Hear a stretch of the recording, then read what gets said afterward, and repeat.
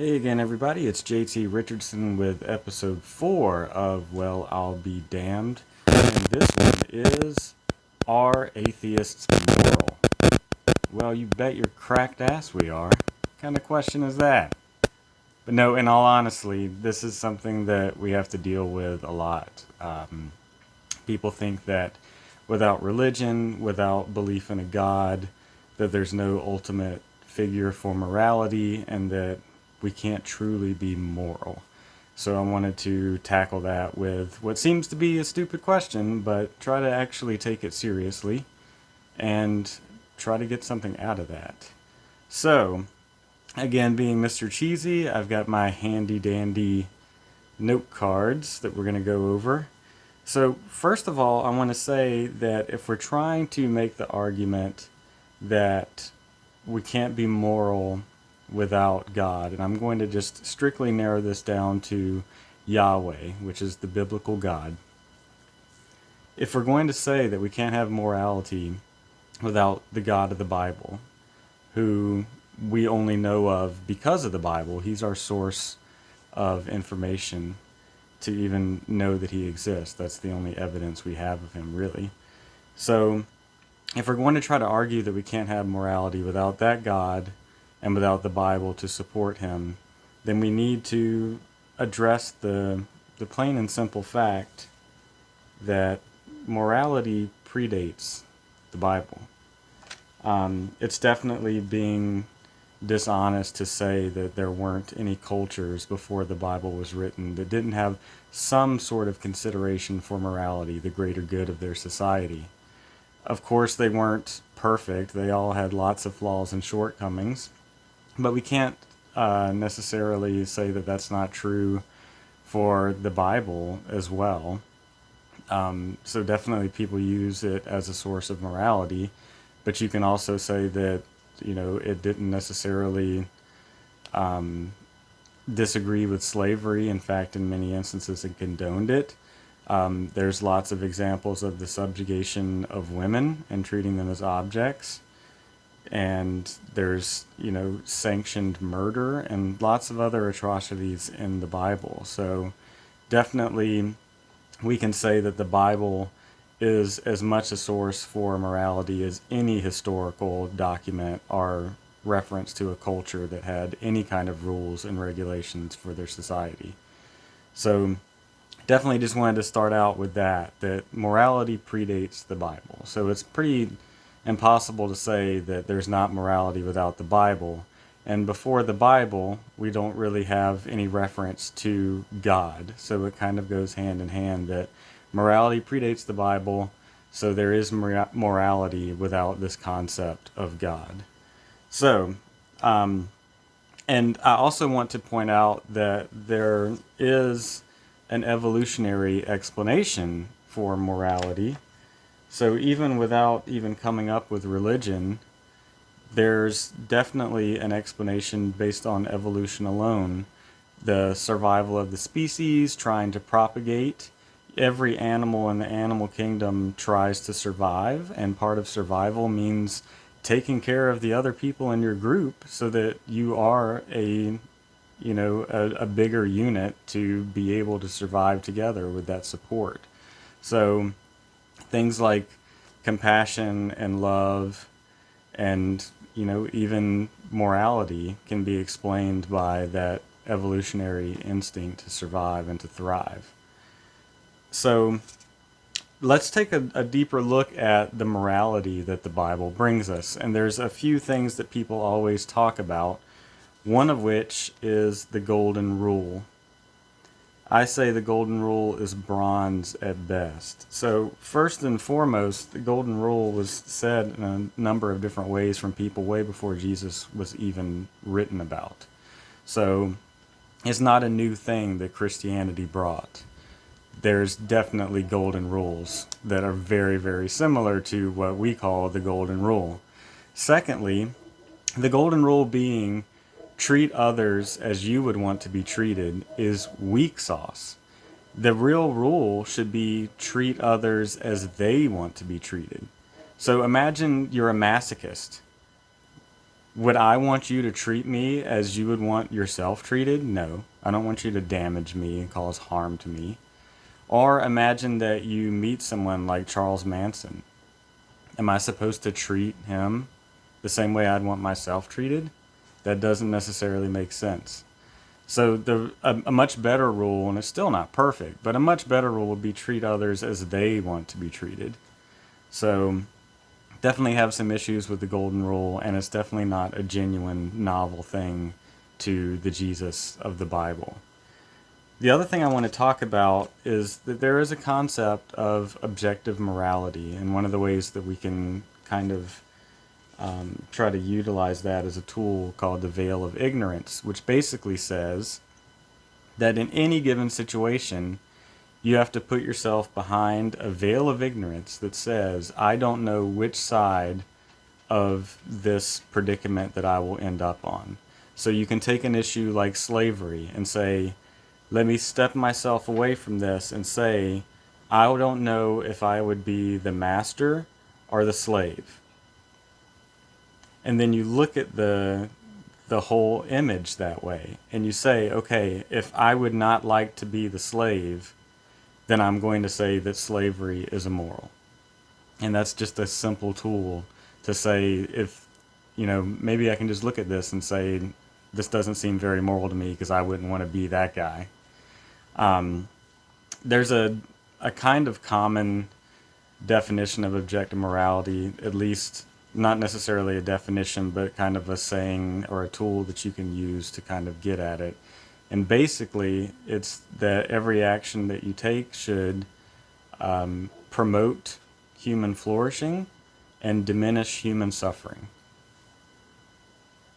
It's pretty simple, concise, and nonsensical to try to argue against.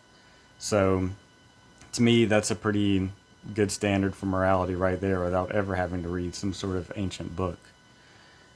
The other thing I want to talk about is forced morality is immoral. So think about it this way. If you have two good men and you take one of those good men and you say, tell this other person to be good or you will shoot him, now you only have one good man. Because at that point, if you're using force, you're using violence, you're threatening and coercing someone to be good, you're not being good. And the same thing applies to God. So it's one thing to set rules. It's one thing to ask people to be good, to live by example and try to inspire them to be good. But it's a completely different thing to say, if you're not good, I'm going to burn you forever. So at that point, just like if we were to try to force our morality onto someone, we are being immoral. The same thing can be said about God. He's forcing this, he's coercing this, and it's not even our choice. The second that we even hear about God's existence, we're presented with this dilemma where we have to love, accept, and believe in him, or he's going to torture us for eternity. And that, to me, is forced morality. So it doesn't really work for me to be a guidepost as morality if it's putting me in that sort of predicament. And so that kind of leads us to what I call my two children analogy. And that is, if you have two children, and for one, you say, be good and follow all these rules, and I will give you a cookie for every time that you're good. And for every time you're bad, I'm going to spank you. And then you have a second child, and you tell that child, just be good for goodness sake. And then you go throughout the day, and both those children are equally good. They've done nothing wrong. They've been perfect children for that whole day. If you look at those two children that were both behaving perfectly and were being moral, which one of those would you say is more moral? Is this the child that was given the promise of reward and punishment for their behavior and making the right decision because they wanted to get a cookie or avoid a spanking, the more moral child? Or is it the child that was just good for goodness sake? They weren't being good because they wanted a reward, and they weren't being good because they wanted to avoid punishment. And that's the same thing that applies to an atheist, is that they're good for goodness sake. They're not living in fear of hell. They're not living dreaming about heaven. When they make a moral decision, they're just making that moral decision because it's the right thing to do, not for promise of heaven or threat of hell. And so that's definitely something to consider whenever a believer is talking to an atheist, is it's kind of demeaning to say that they're immoral, because we do have a sense of objective morality that we all have, and it's the same sort of morality that existed before the Bible was ever written. To me, if you imagine all those people following Moses to the Ten Commandments, and then seeing the Ten Commandments and reading "Thou shalt not kill," and going, "Oh, wow, what a novel idea. I never thought about not killing. I just fucking love going out and murdering people. I didn't think there was anything wrong with that." Then you're being naive. Those rules weren't necessary. People already had morality before the Ten Commandments, and it's the same for the Bible and religion in general. There's evolutionary reasons for us to have morality. We all want to survive and to thrive, and most of the time that means working together and being respectful towards each other's needs. So, and speaking of the Ten Commandments, what a terrible source for morality. 4 of them aren't even telling you ways to be good. They're just telling you to worship God and how to worship God.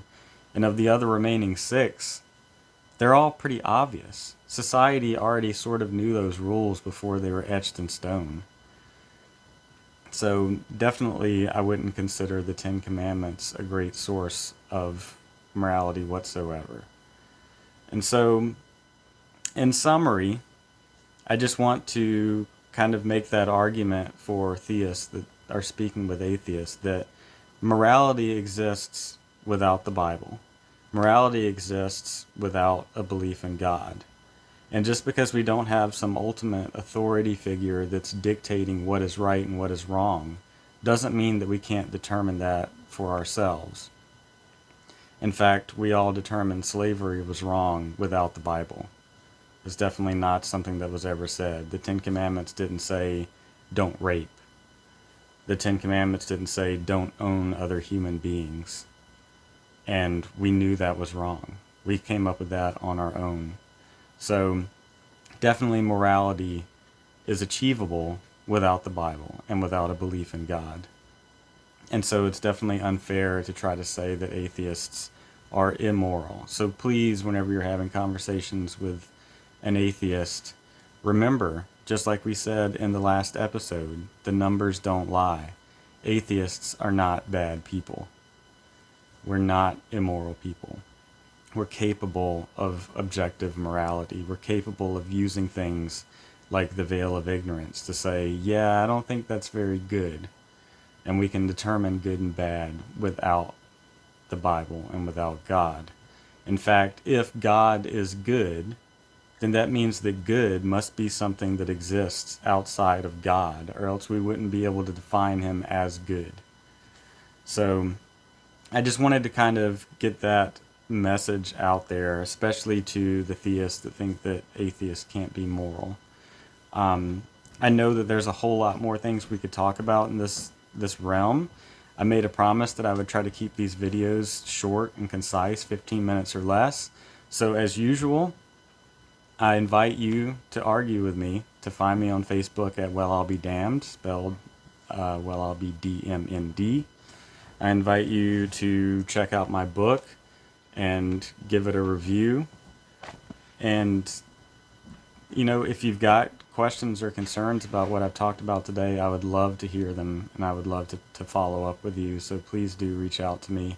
I'm going to post some links in the description, as I usually do, to talk about things like the veil of ignorance and objective morality, as well as other iterations of the golden rule before Jesus uttered it, as well as proof that there were societies that had rules and regulations that weren't that vastly different from what we read in the Old Testament.